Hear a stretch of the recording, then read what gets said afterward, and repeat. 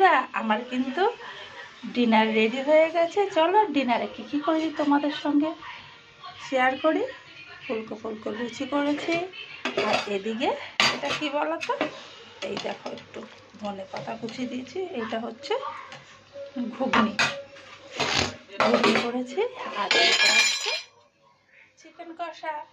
চলো এবার প্লেটে বেড়ে নিই, খেতে দিতে হবে, যে অনেক রাত হয়ে গেল। চলো একটু চিকেন কষা দিই,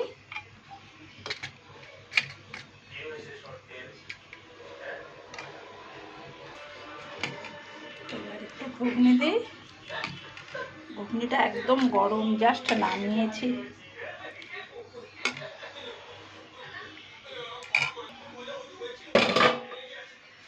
ঘুগনি দিলাম। এবার চলো লুচি দেবো। লুচিগুলো একটু টেনিয়ে গেছে,